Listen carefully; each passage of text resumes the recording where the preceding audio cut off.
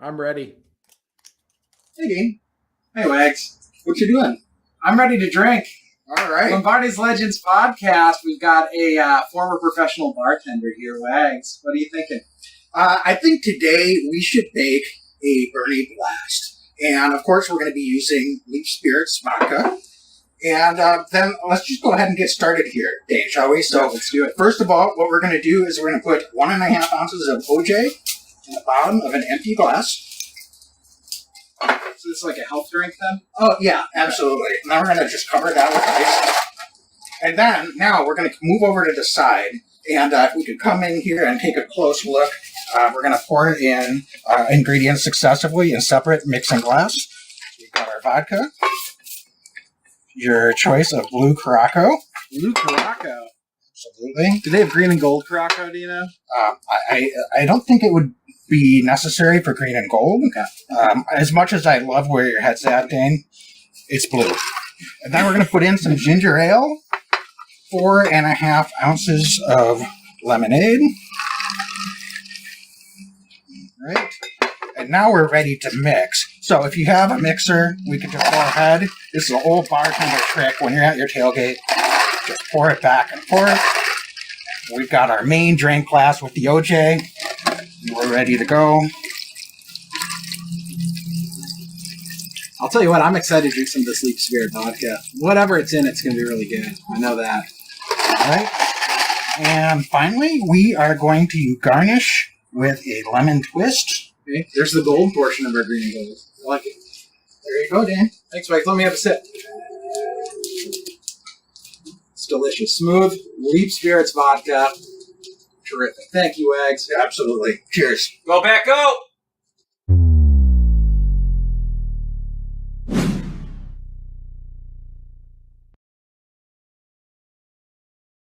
Every year I know we gonna go hard. We been that team ever since Bart started. All my cheese heads go pack go. Ain't showing no mercy, cutting no slack, no. I ain't a bad sport and I'll even wish you good luck. Only thing I will.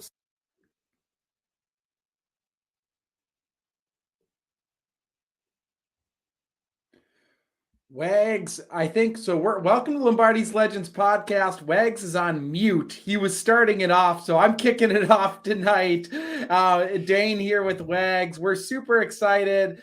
This is an all defense podcast tonight. We're recording on Thursday, January 26th. For those of you that are listening, downloading. Wags, how are you doing tonight, man? Dan, I'm doing good. I got to tell you, after seeing our Leaf Spirits advertisement in our intro there, we're talking defense. I think it probably would have been smart to have a drink prepared. I was looking at the defense after this season. No, in all seriousness, though, I'm excited to talk about this because we spent our last episode. We were going to do the whole team, all the position groups, and we spent so much time on the offense that we got to wait and hold it for this portion. I think that will do better justice to be able to really dive into the defensive position group performance and predicting some of the personnel changes that we might see here in this offseason. So, Dane, anything that you want to hit on before we dive in here? No, I mean, this is a defensive unit that I think largely underperformed from what our expectations were at the beginning of the season. And certainly I think the expectations in 1265, all right? I think that this was a defense that Coach Barry, the defensive coordinator, talked about and used terms like special. And, that didn't always look that way. It was an up and down unit throughout the season collectively. I think that there were some really good bright spots. I think there were some really good surprise performers, some guys that maybe wish they could have had some snaps back. So it was kind of an up and down unit across the board. So Wags, I'm excited to get into it and talk about these position groups because I think still, even after this year, kind of mid-pack defense, I think that this is a defensive unit that can build and grow. And this truly could become a strength of this team going into 2023 and beyond. Yeah, just to be clear, my snarkiness aside, this wasn't an awful defense. It wasn't the defense we were expecting, but it was not an awful defense. They certainly had their moments. I think one of the things that is going to be interesting is how do they build and kind of, I think, get back to the trajectory that we thought that they were on coming into this past season, because there's going to be some changes made. And we'll talk about that in a minute. But also, I think it's not just, oh, let's get incrementally better. We're going to make changes, and we expect this next season the same high expectations in my mind. I know we don't know what those changes exactly will be yet as we're recording this here in late January. However, in my mind, this team is going to need to have a defense that's solidly top 10 and has potential to get in the top 5 in the league. With all the talent that we have on this roster on the defensive side of the ball, I think you can make some excuses, I guess, if you want to. I'm not really buying it. Rashawn Gary getting hurt was a significant loss. Honestly, Eric Stokes getting hurt probably wasn't quite as high of an impact. He wasn't having quite as good of a year two as I think most fans were hoping. However, that's still a starting cornerback that's on the outside. I think it's going to be interesting to see what happens. It's a long way off, but Rasul Douglas looked a lot more comfortable on the outside.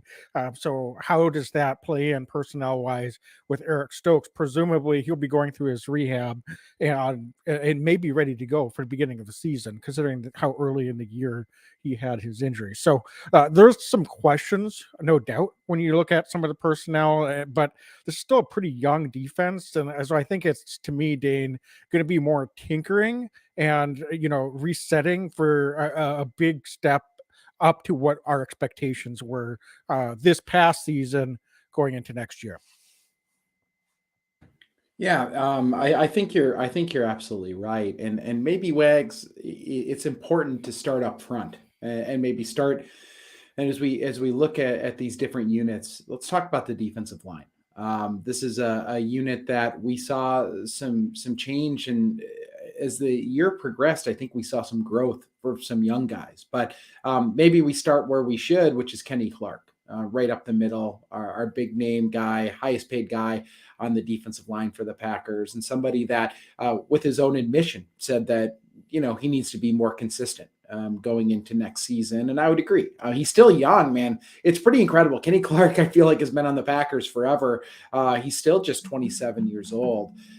So from a defensive line perspective, that's relatively young for a defensive lineman.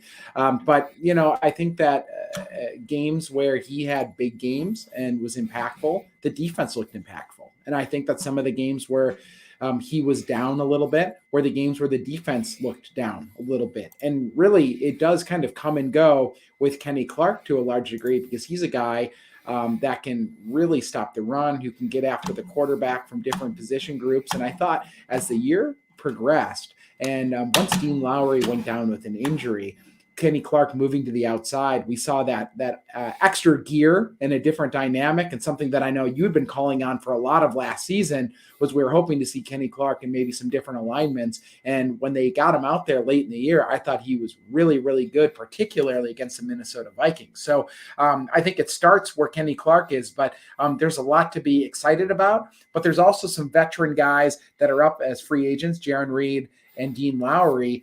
So Wags, there's a lot of dynamics going on with this defensive line. But where do you see this Packers team looking to improve? Do you see them retaining any free agents? Just how does this group look from this year going into next season from your perspective?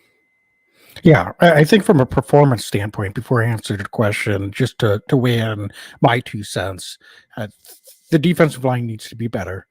We've got plenty of talent outside of Kenny Clark. Devontae Wyatt finally got a few more snaps later in the season after Dean Lowry went down. I think it's pretty clear to me. Dean Lowry, I was surprised he hung on this roster as long as he did for what he was getting paid. I thought he was a prime cut candidate for the last 2 seasons. They never restructured his contract. He was one of the few guys that was eligible to have his contract restructured. They never touched it, and they kept him on the roster for 2 seasons. 2 years ago, he had one of his best seasons as a Packer. This past season, we were saying all year, he just seemed invisible out there for most games. I really I can't think of more than maybe one or two, if I can even do that, impact moments that Dean Lowry had this past season. So, first of all, I think he's gone.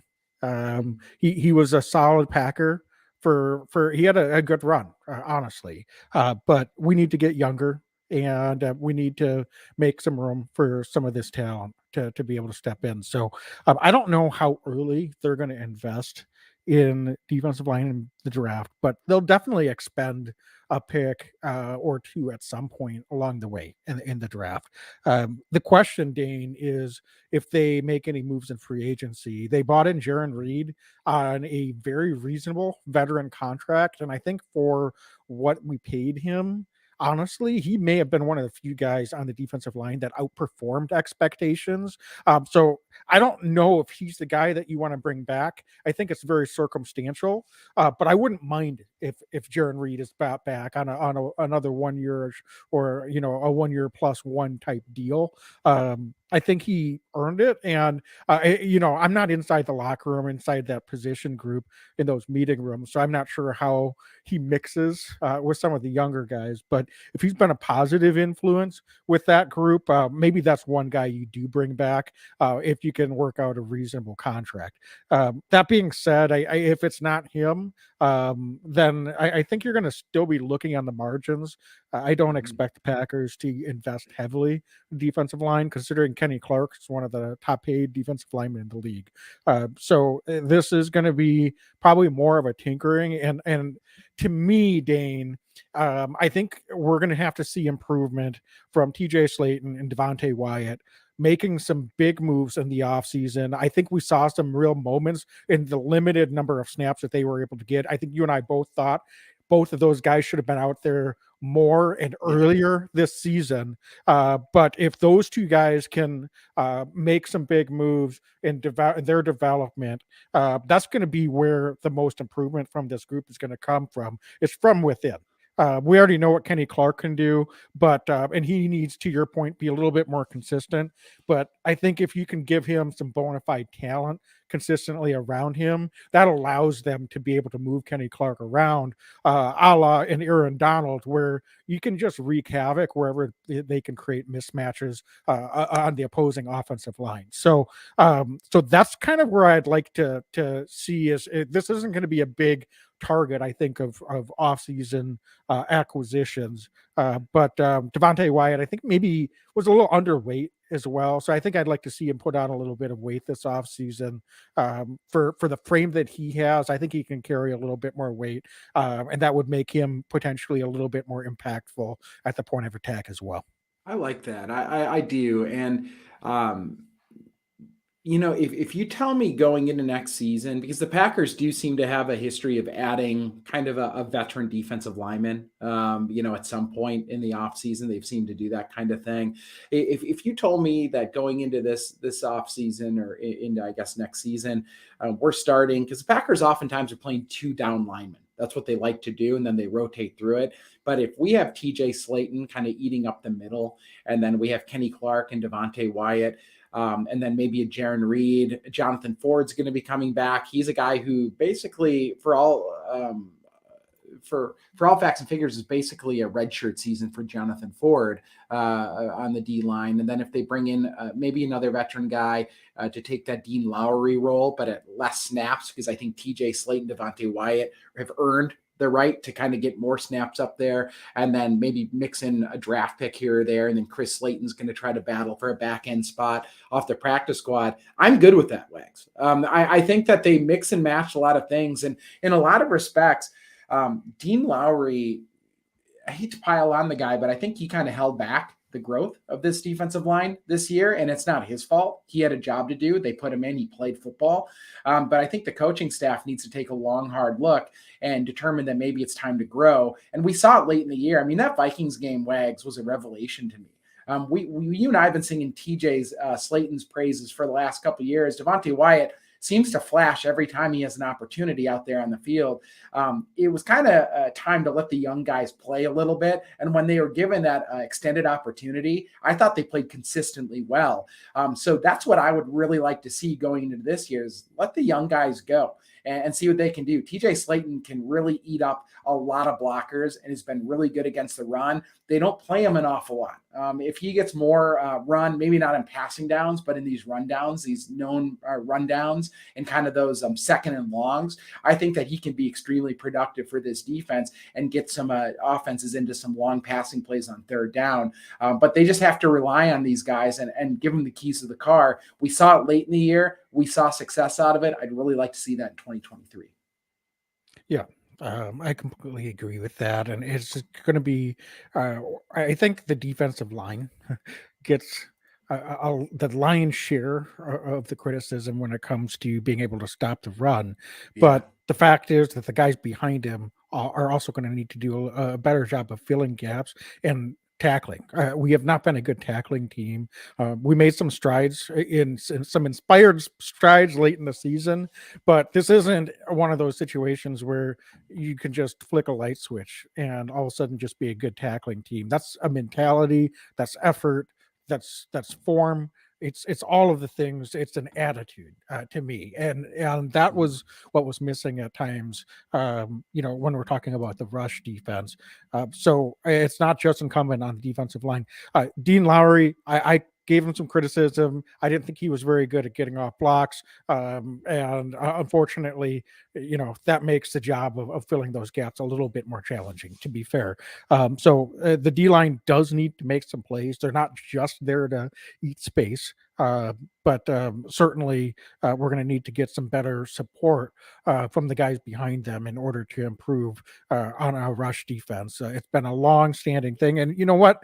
As a 3-4 defense, you got to take the good with the bad to some extent. I don't think this is ever going to be a scheme that's going to be a top, rush defense in the league. But can we get to middle of the pack, please, and force teams to try to throw the ball against what I think is a very talented secondary group. So, Dane, speaking of secondary, let's kind of jump around a little bit, talked a little bit about that at the top, just touching on it.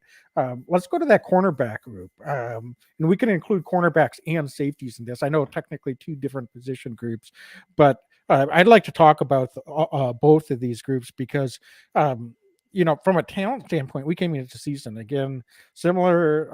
I know Coach Barry called defensive line special. We thought this was going to be a top 2 or 3 secondary in the league. Statistically, they actually were pretty solid. I think better than what you might expect from watching it with our eyes. They're the 8th rated pass defense in the league, which is a little bit surprising. I realize. I think one of the things that we need to give credit where credit is due is they were actually pretty good on third down. They made a lot of strides. They were in top 10 in the league in third down. So that helped with their pass defense overall rating quite a bit, because that's going to be a big third down is going to be obviously a big passing down the majority of the time, depending on what the down and distance is. And so as much criticism as some of those soft zone coverages have gotten at times, they also led to a lot of success at times. And it's easy to remember the bad plays and not the successful ones. But I'd like your overall thoughts on this secondary group, because I think from a coverage standpoint, they were pretty good. They weren't quite as good as I was hoping for. Jair, turned it on a little bit second half of the season, looked a little rusty at times. Maybe his head wasn't quite mentally ready, if that's a fair criticism at times early in the season. Rasul Douglas, I thought, was a little bit out of position in the slot. But when things settled in, this secondary was good. Not quite as good as what we hoped or expected. But I think from a coverage standpoint, they were pretty good. It's the tackling that has always been a conundrum or a puzzle. But that being said, Dane, I could keep talking about this. I want to turn it over to you. What are your overall thoughts on this secondary group as a whole? Well, I mean, Jair made me eat my words the last, stretch of the season. He was somebody that I was extremely frustrated with, particularly after that Bears game. gave up some big plays to guys that I just think were inferior to his talent level. But even prior to that, but as the season continued to progress, I was really excited to see him kind of come back to kind of the heights that we had expected him to be at when they signed him to this big contract. So I don't really have as many concerns about Jair Alexander going forward. I think that Eric Stokes, prior to the injury, is probably the biggest concern, and a concern that I have going into next season as well, just because he took a pretty significant step back this season in his sophomore year after a rookie year where he played really, really good football. Wags. I was reading, I'm going to give credit to Sports Illustrated on this one. Eric Stokes allowed 21 of 25 completions of all corners with at least 250 snaps. The catch rate was the worst in the league. That's not getting it done. And I'm not sure what happened there, but he didn't look like the same player in year two. Now he's got this injury, in addition to probably a pretty long off season where, mentally he's probably pretty frustrated with how that year went. It's just not what we had anticipated going into the year. So I'll be curious to see how the Packers manage that, because as you alluded to, Rasul Douglas, I think, was largely out of place last season. But I'll tell you what, he's quickly becoming one of my favorite guys on this defense, because he's somebody that he does his job. He works hard. He's got a short memory. He's got incredible instincts. You see him hop routes. He does that about as good as anybody I can recall doing it. He's maybe not as great of an athlete as a Jair Alexander, but what he lacks and not lacks in athleticism, he's an exceedingly athletic guy, but he's maybe not that premier corner athleticism, but he's just a smart, crafty defender. And I really enjoy watching him play the game. So, getting him back on the boundary was something that was, I think, a huge benefit to what he was able to do for this team. So I'll be curious to see how they manage him next year, because he's too good to not be on the field. Obviously, the Packers believe in him, but is he really a slot guy? There a lot of guys in this league, I think, would make excuses about why things didn't go right. And I think at times Rasul could have easily been one of those guys, hey, I'm out of position. This isn't where I ball, all that. He didn't do any of that. Every week he just stuck it out. And Wags, he also played on the core special teams unit. So he's just a team guy. Really like what Rasul did. I think he added another 9 tackles on special teams. So he's a guy that you really like to see play ball. So as I'm circling it, maybe this was overall defensive backs and corners that maybe underperformed slightly. But really it's going to come down to Eric Stokes, I think, and how he bounces back going into year 3. Because as we go down further in the list, Keyshawn Nixon, not only was he a very, very good return man, not very good, he was phenomenal. He was a all-pro return man, but when he was called upon, particularly early in the year, that Tampa Bay game, played really good defense, played really well, I think, at the cornerback slot. Late in the season, they called on Innis Gaines to get in there and play some of that dime stuff as well. Thought he really settled in the opportunities he was given. So this is a cornerback room that I'm still really high on, and I think that this is something they can build on, especially when Joe Barry kind of, we talk about the defensive line getting the keys to the car. Barry also gave Rasul Douglas and Jair Alexander the keys to the car late in the year. And I keep going back to that Minnesota Vikings game because Justin Jefferson having an unbelievable year. And Barry, I think, to a large degree, put his faith in some of these talented guys more than he had all year long. And we were awarded and rewarded for that. And Jair Alexander, with some help, was able to play some really good football against one of the best receivers in the league. So a lot of reason to be optimistic, I think, about this defensive back group going into this year. And I do not see wholesale changes at the cornerback room at all. In fact, I think we might see kind of the same group, especially that top 3 going into this season. Yeah. Dan, would you be shocked to hear that I've been putting my mad scientist cap on? I've been thinking about a solution to what we could do to get guys in the right position. Well, what do you think? Please, I want to hear what the scientist has to say. Well, first of all, we haven't talked about our safeties yet, but let's kind of segue into that, because this goes into my thought process. And you can call me crazy, but Rasul Douglas, to me, as you said, I think he's a really good boundary cornerback in this league, but his best attribute is the instincts that he plays with. He gets his hands on the football. So not only does he break and have quickness breaking to the ball, he gets lots of deflections. There are a number of passes that would be completions, but Rasul Douglas is getting his hand on football and causing an incompletion. He had a couple deflections that resulted in interceptions. That's his number one attribute in my mind. We've got a guy that you and I think a lot of other Packer fans were down on, but I'll give a ton of credit moving over to the safeties and Darnell Savage that underperformed significantly this season, and for whatever reason, just didn't look comfortable in what he was being asked to do. Doesn't seem to be comfortable in playing deep coverage.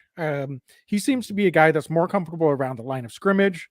Certainly isn't a bad cover guy, not a top cover guy. I think with his speed, having him close to the line of scrimmage to be able to assist in the run, even though he's not the best tackler. If he's not out in space, I think he can be physical if he's kind of in the mix of things. And then we've got Eric Stokes. I don't see as a slot corner either. So why don't we stop overthinking this? And with a full offseason, could we think about putting Rasul Douglas at safety, Darnell Savage in the slot, and then we've got, with Eric Stokes coming back, he and Jair on the boundaries. We've got Keyshawn Nixon, which I fully expect will be back in the Packers, not only obviously for his kick return duties, that's the main thing, but I thought he played pretty solid out there when he had opportunities to play some defensive snaps. And then, as you said, certainly we've got Ruby Ford. I don't know what we'll do with him. And then Adrian Amos is another question mark. But here's the reality, Dane. We've got a talented group of guys, and we need to make sure that we can maximize. And what I'm afraid is going to happen is if we keep Darnell Savage at safety, that's an asset that's going to get cut loose. And honestly, I'm just putting my crystal ball, looking ahead at camp, and he's a prime cut candidate if he doesn't show significant improvement going into camp next season. But I think the guy has shown something, especially in his first 2 years in the league. And it's really hard for me to just cast that aside, honestly. Maybe this is a move that I'm suggesting that wouldn't work out. But we did hear from Coach Barry that he thought that he could be a really good slot cornerback in this league. Trying to make that change in the middle of the season is a pretty tall task, and they did get him out there a little bit more. And he had some ups and downs, but what I wanted to give him credit is certainly he came back from getting benched. He got hurt, and then he had to kind of work his way back. But I thought that he showed me something, particularly from a mental standpoint and a grittiness standpoint, to go out there and steadily earn back trust and playing time over the course of the last few games of the season. So that's another reason that I don't want to give up on the guy. We've seen guys that are in that situation, chips are down, and they kind of just, look like, I don't want to say they don't care. I didn't see that from Darnell Savage. No, I saw a guy that was out there fighting for his NFL career, his job, and taking pride in trying to get better every week. So for me, I want to put the guy in the best position to potentially be successful because he still has the raw talent and a little bit of a track record in his first couple of years in the league, I would argue, to be an asset on the defense that we were expecting him to be. Yeah. And you're spot on. I mean, we've seen, unfortunately, over the seasons, a number of Packers defensive backs that have seemed to check out, and not on the current roster, but there have been times in previous iterations of the Packers defense where we've seen DBs that maybe just don't work out for a number of reasons. One of them was traded to the Cleveland Browns. I'm not going to mention who it is. But we've seen that kind of thing happen before. Wags, so Darnell Savage, I think it's a really good point. He didn't fold up shop. He wants to stick, and you could tell that he's got a lot of pride in what he's doing.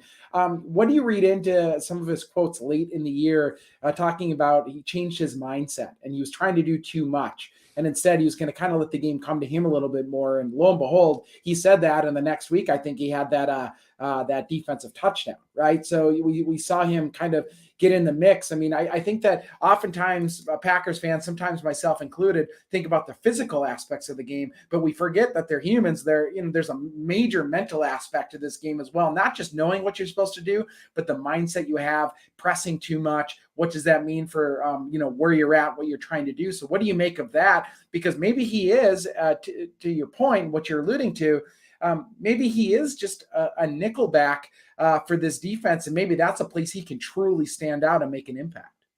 Well, you don't have to process quite as much when you can play close to line of scrimmage. Not saying that they don't still have a job, or that if they make a mistake, it can't have a negative impact on the defense for that particular play or a series or whatever. But when you're playing safety, that's an additional responsibility. You're not only responsible for what you're doing, but you're responsible basically for the 9 or 10 guys that are in front of you, and covering up any mistakes that they might be making. And so if I'm not saying Darnell Savage can't handle that responsibility, or he's not up to, the ability to mentally process that. But those are his own words that he may have been overthinking things. So why not let a guy like that, with his speed and his reaction, play closer to the line of scrimmage and rely more, not solely, but more on his football instincts, and see if he can be more disruptive there in that position of the field. It may not work. I get it. This is just thinking outside the box, trying to figure out where we can get guys in the best position. And I will acknowledge too that I think Rasul Douglas is a heck of a boundary cornerback. So you might be saying, why would we bother, fixing what isn't broken? Well, I guess it depends on where you view Eric Stokes fitting in, because he's a guy that we've got a lot of hopes for too. Yeah. Slightly down season or not, I think we've got to realize that there's multiple moving parts here, and what I don't want to have happen is we lose our chance to be able to maximize what could be an asset, because we can't afford to be casting guys aside that could potentially help this defense improve. And yeah, and you talk a lot about Savage, but thinking about Rasul Douglas, I mean, he is a guy who just has incredible football instincts. And as you explain that, I mean, he does seem like a kind of guy that he's smart, right? He's not going to be out of position. I trust Rasul Douglas to be in the right spot where he's supposed to be. And, maybe doesn't have that top line speed that some corners have, but man, does he have some good makeup speed. He's not afraid to hit guys, and he's somebody that'll break on the ball. Sounds like a pretty damn good safety to me. I have a lot of trust in Rasul Douglas. So it wouldn't be the end of the world to me, especially as you mentioned, with a full offseason. Let him get comfortable in that role. If he's open to it, it could be a way to extend his time in Green Bay even further past the current contract. Yeah, Dane, let me ask one more question, and then we should probably take a quick break. Yeah. Adrian Amos, what's your assessment on his performance, and kind of where do you think he fits into future plans for this Packers secondary? Well, it depends. Yeah, it depends on what they do with the safety position if they do make a move with Rasul. Or Darnell Savage playing that nickelback. I really think that. I'm not a capologist by any stretch, but I've read that Packers could save money keeping him around one way or another, as opposed to just cutting him loose. I will say that I thought this was a significantly worse season than he's had. He's been really good for the Packers. I think he's been worth every dime that the Packers paid him when he came over from Chicago. He really stabilized a safety position that was in massive flux a number of years ago, and a big reason why the Packers went to some NFC championship games, because Adrian Amos was really good at getting guys in the right position.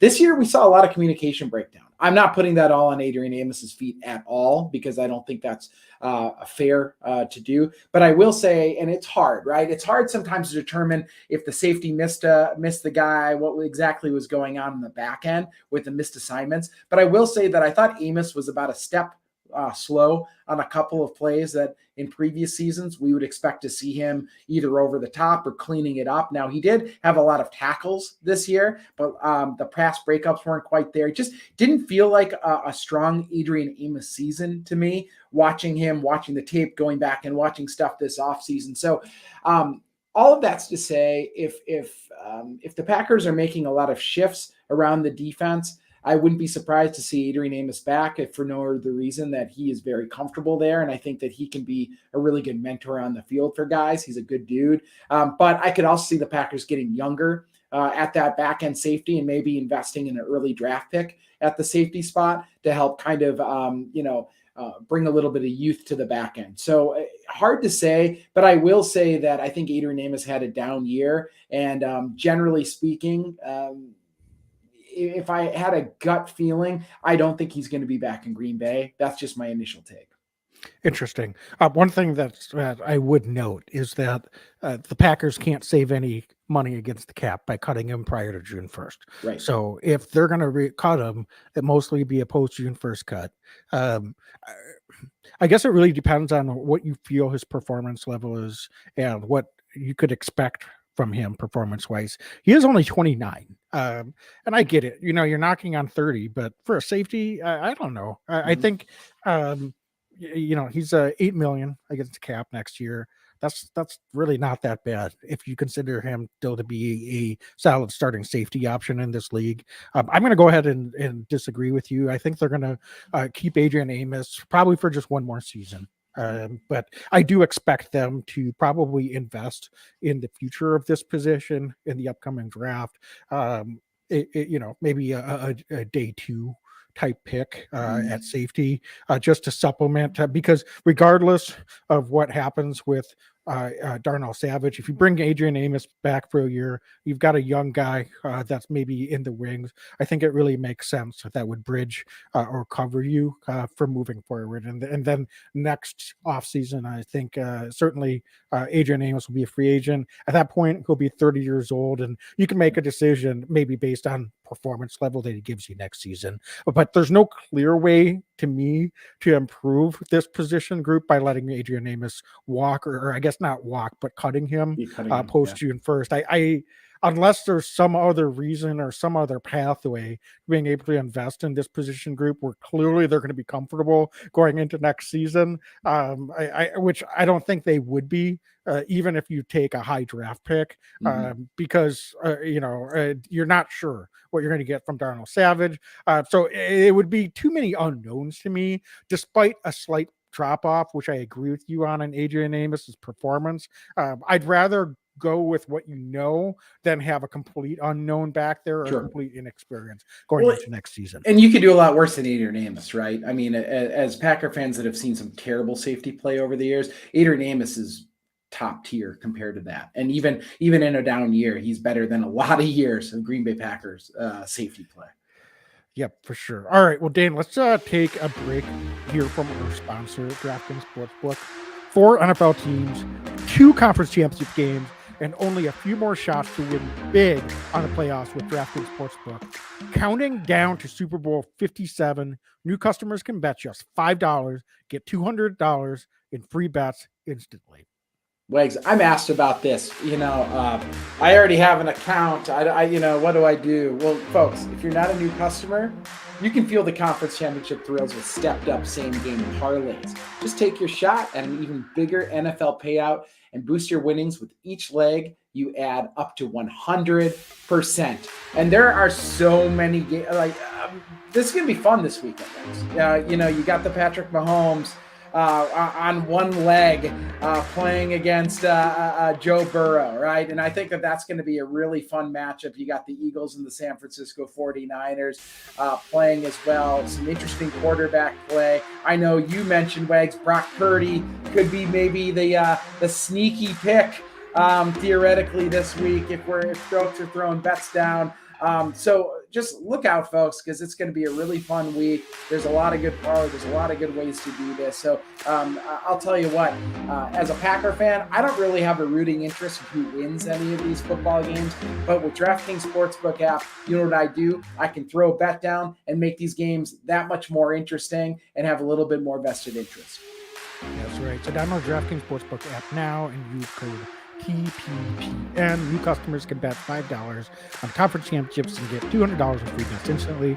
Only at DraftKings Sportsbook with code TPPN. Minimum age and eligibility restrictions apply. See show notes for details. All right, Dane. So I want to segue back to the defensive position group. So I think that covers the secondary for the most part, unless you had any other thoughts. But another group that we definitely need to talk about here is the linebackers. So let's start with the outside linebackers. And as we discussed, certainly huge impact of losing Rashawn Gary in about the middle of the season with the ACL injury. But it's hard to color a grade, if you will. We're not getting grades tonight, but this was not, unfortunately, a defense that was able to get a lot of sacks this year. Now, they were able to get a reasonable pressure rate on the quarterback. All things considered, I think Preston Smith played really, really well this season. I think he gets overshadowed at times, but some of the things that he does well, we've highlighted it week to week when he's had some of those standout performances. He earned several of our defensive player of the week honors because he goes out there, and even when the defense struggles at times, Preston Smith goes out there and he does his job. So we need 11 Preston Smiths on this defense, in my mind, in terms of how they go about doing business. And at times we've had that, and at times we haven't. So Preston, I can't be more impressed. A couple of seasons ago, he got kind of in the doghouse, benched a little bit. Rashawn started over him when we still had Zadarius Smith playing and healthy. I think a couple of weeks in the middle of the season, like a few years ago. But here we are. Preston is the guy that just keeps doing business and is the leader on this outside linebacker group. Not a high sack guy, but I think he overall had a really productive season. And then JJ Anagbari, the rookie out of South Carolina. Again, the numbers don't pop out when you're talking like pure impact plays, sacks, tackles for loss, etc. But Dane, you and I think both, our eyes are telling us that he is close. For a rookie that got thrust into, I think, a lot more game action than what we were expecting this season. I thought he played really well, and you've got to have a lot of optimism if he can continue to develop and continue to make improvements heading into his second season with Rashawn coming back. And I think probably a couple more moves with this group. This could go from a so-so injury-related so-so to a real net positive that can make a force on this defense next season. Yeah, I mean, the Rashawn Gary injury is like a knife in the kidneys, right? I mean, that was brutal because he was playing at such a high level. He's just, I was actually watching some video of Rashawn today, Wags, and I'll tell you what, I said it out loud to myself. I was like, just disruptive. He's a disruptive force. He's a guy, he's got that engine, he keeps going. So losing that, not only I think the production on the field, but somebody with that kind of motor that just keeps after it and has a tenacity like that, it hurts a team. You don't get better when you lose a guy like Rashawn Gary. But I'll tell you what, Preston Smith is just a pro's pro. He's a guy who goes out, does his job every week. And when he and Rashawn Gary are out on the field at the same time, it's really awesome because I think they complement each other extremely well on how they play the game. I think that they feed off each other. They play off each other really well. So I'm really eager and optimistic about that going into next season. And then you said it, JJ Anagbari, to be good in this league consistently, I think you need to have at least 3 good edge rushers that can get off it and get after the quarterback because you're rotating guys in and out. And on, obvious pass downs, maybe you get one of their hands in the dirt and you get everybody out there. I think the Packers have that right now in these three. I think Enigbari, and we're going to see because Enigbari, I'm not sure when Rashawn's going to come back. But there's a possibility, I don't want to project, but maybe he doesn't play, early in the season as he's getting back to full strength, and Enigbari gets an extended look early. But I really like what JJ was able to do early in the year. And you have these kind of three guys, a three-headed monster as the year progresses. And going into 2023, I think the future is really bright because Rashawn Gary, prior to injury, he had already taken that step the year before. And then last season was on the precipice, I think, of being a household name. Obviously, Packer fans he is, but I'm saying nationally, he's that guy. He's going to take that next step. And I think that it's just a delay of the inevitable. I think that this season, that's going to happen for Rashawn. Preston Smith continues to be just like Mr. Professional. And then JJ Enigbari going into year two, some of these mid to late round draft picks, and JJ Enigbari, I believe, was a 5th round pick for the Packers. They come into the league with maybe a move or a move and a half. And then, after a year or two, learning from some really good vets, they kind of add to their arsenal a little bit. And that's what I'm expecting JJ Enigbari to do going into year two, is he's surrounded by Rashawn. He's surrounded by Preston Smith. Wags, if you're open to getting better, and I know JJ Enigbari is, he's coachable young man, he's going to be learning more tricks of the trade from two really, really talented guys in this outside linebacker group. And that's what I'm so excited about Enigbari. We know now he has the physical tools to play at the NFL level and play at a very good level. I think that adding a tool or two to the arsenal and learning from two great pass rushers like Preston Smith and Rashawn Gary, he could bring it up another level. And just that alone, getting Rashawn healthy, JJ Enigbari in year two, and Preston Smith continuing the course that he's playing at right now, that elevates this defense to another level that we didn't have at the end of the season. Yeah, for sure. And I mean, if you look at it, Enigbari only started 7 games. And he had 4 quarterback hurries and 5 quarterback knockdowns, projected over a full 17-game season. Obviously, Rashawn Gary would have blown everyone away in those statistics, but he would have actually been ahead of Preston Smith as a pass rusher. So, that's kind of exciting prospect because I think, ideally what you, I think, get with this position group is additional development. Folks, Rashawn Gary barely played his first year and, didn't play like nearly as much as he's been playing the last couple of years in year two either. So I think we forget that. And this is a 5th round pick. I think ideally what we get, obviously we need Rashawn back fully healthy, as you said, may not necessarily be ready to go right for the beginning of the season, but I wouldn't be surprised. Rashawn's such a hard worker. He's such a freak athlete. I'm not going to sell him short. I wouldn't be surprised if he's ready to go. But that being said, I think this is another position group where you really need to bridge an early draft pick because as good as Preston Smith's been, I don't know if the future with the team, I'm talking not next year, but 2 years down the road, is necessarily going to have that same role, or if he'll even be with the Packers. It'll depend on kind of where he's at from a health standpoint and a productivity standpoint.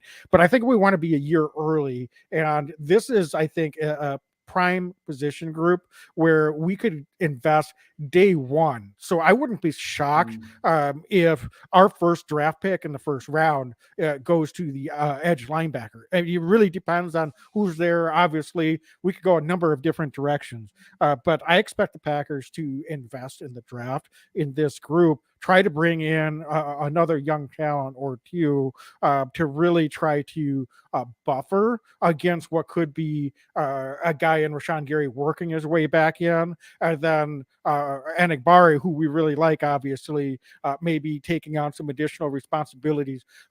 Best case, then you have another young talent in the wings that can slowly work his way in and be able to hopefully give you some positive contributions and keep these guys fresh over the course of a 17-game season. Yeah, I mean, and this is a position group too, right? That teams that nowadays in the 21st century, they invest in every year. This is just it's too important of a position on the defense to not be able to, it's such a passing league. You got to have guys that can hit the quarterback. So I think the Packers have some, but you can never have enough. I mean, I always look back to that New York Giants team from a number of years ago where they just had a murderer's row of pass rushers. And, anybody can look really smart as a defensive coordinator when you have a bunch of dudes getting after the quarterback snap after snap. And that's where the depth comes into play. The Packers added Justin Hollins late in the year. I thought that he was actually a sneaky good addition from the Rams. He had a really nice second half of the year when he came to Green Bay. He'll be a really inexpensive, I think, potential re-signing if the Packers want to add another veteran, just to kind of somebody that's proven, has a bit of a track record in the league. Ladarius Hamilton, the Packers brought back on the practice squad, somebody that I really love, somebody that, I know you and I really like since he came over from the Bucs practice squad a couple seasons ago now. And so I think there's going to be a lot of competition. The other guy that we haven't mentioned yet is Jonathan Garvin. And he's somebody that, as Tipa Nalei was let go last year off of the injured reserve. I was a little surprised Jonathan Garvin lasted the entire season, if I'm going to be completely blunt with everybody right now. He's somebody that was a healthy scratch some weeks, had a lot of difficulties against the run, and just didn't really have the production I think that we saw a couple years ago, the potential, and I think he's really leveled off, unfortunately, over the last couple of seasons. And I'd be shocked to see Jonathan Garvin back in Green Bay for another season. Yeah, nothing against the guy, but No. you talk about Hollins, 27 years old. He's been around for a bit, and he's a pure effort guy. I put Ladarius Hamilton in the same boat, Tipa Nalei in the same boat. Just haven't seen that from Jonathan Garvin. Maybe that's a little bit harsh, but edge pass rusher. He's supposed to be kind of that freak athlete. In 0 sacks this season. He had opportunities. He was out there. He just another guy to a lesser degree because he didn't play nearly as many snaps as Dean Lowry. But honestly, he was kind of a ghost when he was out there. Just never really noticed him out on the field. Wasn't making a positive impact. I was surprised he made the 53-man roster this season. We had some high hopes for him as a developmental guy when they kept him around as a 7th-round rookie spider, but it just hasn't panned out. So I think they're going to be bringing in some new guys, and I don't think Jonathan Garvin is probably going to be in the future plans of this Packer defense. Maybe he's in camp, but I will be really, really surprised, barring a significant out of nowhere improvement where all of a sudden things just click for him, if he's going to be part of this position group next season. Yeah, and I would agree, and I'll extend a little bit because I just love this position group. I love the outside linebacker group and pass rushers in general. Free agency, I think fans always go, well, what about free agency? And the reality is it's such a premier position that very rarely are guys on the street that are going to be impact guys. You might be able to find a guy who can pitch in, but oftentimes you're going to find guys through the draft, I think, if you're looking for kind of that consistent starter. I wouldn't be surprised, as you said, Wags, Packers invest early in a spot. Rashawn Gary gets back to healthy. Preston Smith, JJ Nigbari, and then maybe they bring back Hollins and Ladarius Hamilton, and they're battling it out maybe to round out the roster because the Packers seem to like to carry 5. So I could see that, and if that's the way that this thing shakes out, I'll be very, very excited because I think that this is a position group that is very, very good, and I think could get better, especially once Rashawn is back to full strength. Yeah, absolutely. I think going then to our middle linebacker group, this was a interesting group, I think, to assess. Devondre Campbell got the big contract in the offseason. Like Devondre a lot, just didn't quite perform to the level he did the previous year. And more missed tackles this year. Yeah. He had almost 6. Just along with everybody on the defense, he had almost a 6% missed tackle rate, which is not going to get it done for a middle linebacker. Honestly, he's got to be better. So I'm not sure what the answer is for Devondre. He did have, to be fair, some injuries that he played through at times. So I think that may have had some impact. I do realize that he was really gritting it out. Some of those injuries happened pretty early in the season. So I think that certainly would be fair to say had an impact on his level of play. But the fact is, he just has to be better, particularly in tackling and against the run. He didn't quite seem to have the level of burst where he was really hitting holes and making some of those tackles for losses that he did 2 years ago. Really, it was Quay Walker that I think was the more explosive of the two in terms of his ability to fill gaps, be disruptive, and make some impact plays. So I know Devondre had obviously a big interception against the Dolphins late in the season. I think he's a professional. I expect him, if he can get his body healthy, have a nice off season, and get back next year, be comfortable playing against a talented guy in Quay Walker, and hopefully have a little bit more consistency in the D line in front of him. I think he could be due for a big bounce back season. And then Quay Walker, certainly as a rookie, you've got to give the guy a lot of credit. I think he played, for the most part, really well, especially for a rookie. I think he found his comfort level. I think the coaches really figured out how to utilize and use his talents more and more over the course of the season. They bought him more on pressures. He had the most pressures of quarterback of anyone that wasn't lined up in the line of scrimmage on this Packer defense. So, and that was with probably not necessarily utilizing him in that fashion early in the year. So I think that's an exciting prospect. I thought he was pretty good in pass coverage, especially for a rookie. I think, overall, when you put him next to a guy like Devondre Campbell, you've got to figure that the future is pretty bright for with these two guys leading the way at that position group. The ability to cover the entire field, sideline to sideline. And certainly with Quay, he's got some emotional maturity to grow on. Obviously, he's got to be aware of that. So I don't know if we've got a sports psychiatrist that we can have working with Quay. And I'm not completely joking. Like, I'm not trying to like get on the guy, but he's got to grow up in a hurry, because what he did to get ejected out of 2 games really hurt his team and let down his teammates. I know he knows that. I think he was sincere in how he apologized, but he's got to be able to figure out really quickly how to control his emotions while still playing at a high level out there on the football field. Yeah, I said it the night of the Lions game on social media. This could go 2 ways during the ejection, and this could be a major teachable moment for him, though. And that's I think that this is a team and fan base. I think we're going to rally around the young man. I love Quay Walker. I think that he's going to be a phenomenal Packer long term for this team.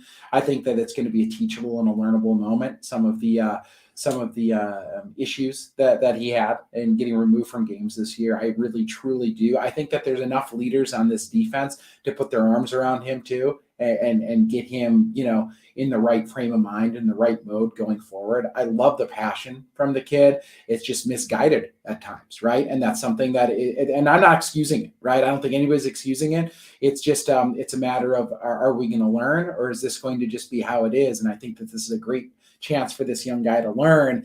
And I think that if he's able to funnel some of that into the playing in his ability, he's such a talented guy. He's going to be an absolute beast for this defense.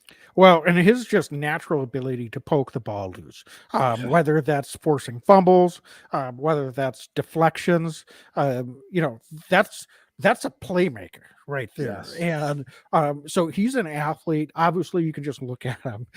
He has the ability to cover. And this might surprise folks. I said he was pretty good against the pass. And I know this is maybe cherry picking a little bit, but he actually had the lowest pass rating against when targeted of any starting defensive player, ahead of Jair Alexander Wow. and Rasul Douglas. I didn't know that. That's perhaps, considering they've got different responsibilities, that's not a totally fair statistic to compare between the two. I will acknowledge that. But the dude, for a rookie coming in, was just able to make plays. And that's something that you need in a defense. Quite honestly, he reminds me a lot of Clay Matthews in that regard. They're two different players. They play two different positions. I completely understand that. But for those of you that remember Clay, I mean, the dude just had a knack for making impact plays. And I think I really feel Quay Walker has a little bit of that knack as well. So that's super exciting. I'm filled with a lot of optimism for this middle linebacker group. I think Chris Barnes, he had a really injury impacted and riddled year as well, but for a backup, I think he's got a lot of playing experience and can contribute special team wise. So I think you can do a lot worse for a backup middle linebacker. So to me, and then McDuffie, a young guy, I thought he filled in admirably in some difficult situations when he was called upon as well, with Campbell getting some injuries. So, and certainly when Barnes was out. So I think those four guys, honestly, I'd be happy rolling it back. Let's see what level of improvement we can get internally from that group as well. Hopefully get healthy in the case of Campbell. I think this is a group that could be a really, really positive on the defense going into next year. Wags, and I know Chris Barnes is a free agent. Just got to give the guy a little bit of love here. He was an undrafted kid from UCLA, came in, goes to the practice squad, gets called up before the first game of the season, and never gave up that spot. And he's just somebody that I have a lot of respect for. Because he's somebody that, quote unquote, wasn't supposed to be here and is always just grinds and plays his backside off. And he's just a hard-nosed football player that plays. He reminds me a bit of an old school guy, playing in this 21st century. He's a guy that between the tackle, running the ball, you wanted somebody like Chris Barnes on your team that's just going to smack you in the mouth. So I've always loved Chris Barnes' game. Yes, injury riddled year a little bit, but I too am hopeful. I'd love to see him back along with McDuffie. I have a lot of trust actually in this inside linebacker group, which is incredible because 3 years ago, we're talking inside linebacker and we're pulling our hair out. Now, all of a sudden, the Packers invest in first round draft pick. They go in Devondre Campbell, obviously the year prior, has an incredible year. And now I would argue this is one of the strengths of this defense, is this deep inside linebacker group. Yeah, I agree. Dane, I know we've gone an hour and we were focused. And we're just talking defense, Wags. I know. It's amazing. Well, look at us. But I do want to see if we can sneak this in specialist. Starting, let's talk Mason Crosby. Maybe it's a little unfair to say really quickly, let's talk about Mason Crosby, but I'd be curious your thoughts. Is Mason back next year for another season? Do we see if O'Donnell can handle kickoff duties? Do we have another guy there? Or do you see the Packers perhaps moving on from Mason Crosby at this point in his career? Yeah, I have a feeling the Packers are moving on from Crosby, and that hurts to say. He's an all-time great Packer. But it's really going to be a cost-cutting measure, if anything. Now, if Mason wants to take a massive discount and come into camp and maybe compete with a young kicker, then I'm sure the Packers would welcome him back. But is that really fair at this stage in his career? I think that Mason Crosby's earned the right to go into camp and kind of have a job somewhere. And it just might not be in Green Bay at this point in his career. And we're just seeing a diminishing leg strength. The accuracy is still there. Mason Crosby had, I thought, a really nice season, but we're seeing a diminished leg strength and playing outdoors in the cold where you need a kicker to be able to, get it through from deep. I could see the Packers moving on from him. Are we seeing an Adam Vinatieri style end to Crosby? Because I'm sure there's a number of teams in this league that would love to have him, especially if you're an indoor team. He's a hell of a kicker, guys. Like I love Crosby. I'm not trying to downplay how good Mason Crosby has been and what he's meant to this team. It's just reality is I'm not sure if the Packers are going to have the money to invest in Mason Crosby this season. Now, is that a guarantee that he's not back? No, the Packers could bring him back, but something's telling me that there might be some changing of the guard, and one of them might be a kicker.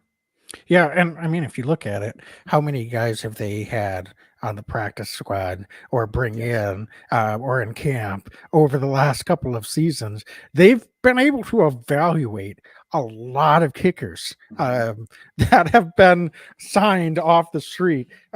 So, those have been de facto tryouts. So I wouldn't be surprised if, one of those guys that wasn't there. I mean, I know it was Ahmed the end of the season, but there were other guys that they had around the last couple of seasons that it wouldn't shock me if they go and fight back. I don't know that any of them would be obviously handed the job, but if you're looking for competition, that may make sense. I'm a little nervous about bringing in a kicker through the draft.